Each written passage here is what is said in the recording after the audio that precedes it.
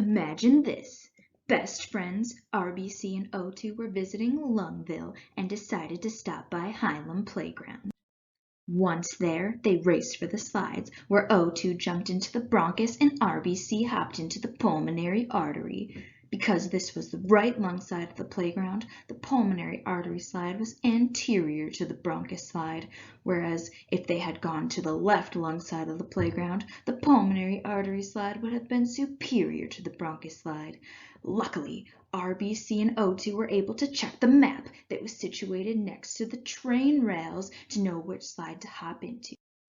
Once inside, O2 dashed down the bronchus until he reached a bifurcation. Which way do I go if I want to beat RBC to the right superior lobe? O2 wondered.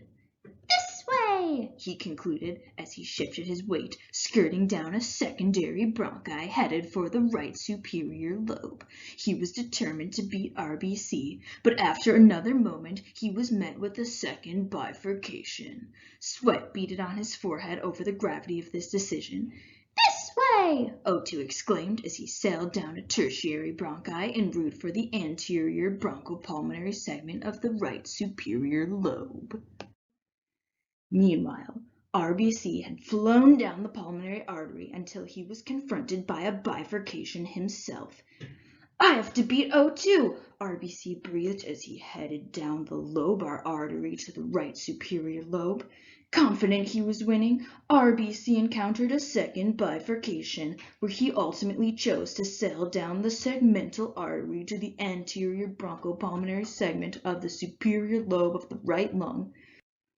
However, RBC and O2 could not find each other right away. After countless twists and turns, they finally found themselves being hurled into an alveolar ball pit. Mid-ejection, while flying through the air, O2 caught view of RBC. The pair locked eyes. RBC! O2! Racing against the clock to find his best friend, RBC plunged deep into the ball pit and started swimming his way, frantically searching for O2.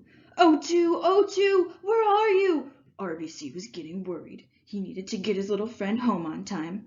RBC, O2 whimpered. I'm over here.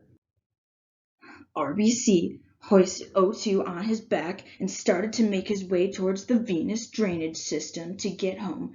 The pair had been through quite the eventful day, and all RBC wanted to do was protect O2 on his back and get him home safely.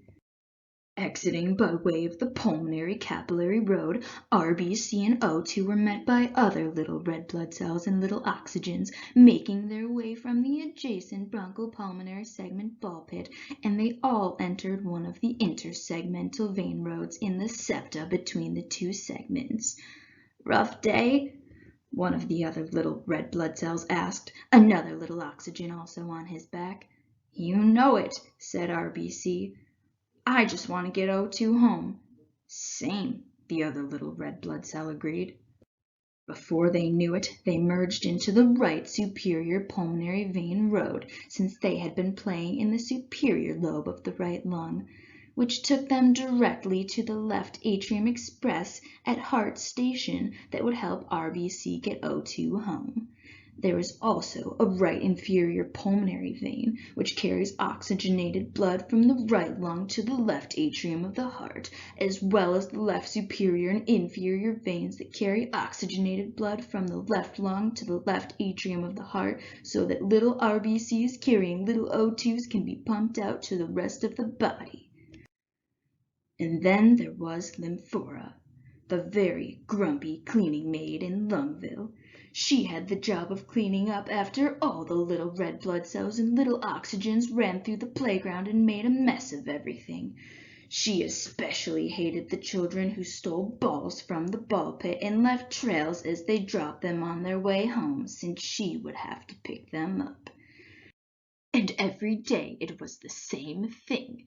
Travel along the deep lymphatic plexus located in the submucosa of the bronchi and in the peribronchial connective tissue, as well as the pulmonary lymph nodes along the lobar bronchi, draining structures from the root of the lung, where the playground was with all the messy children.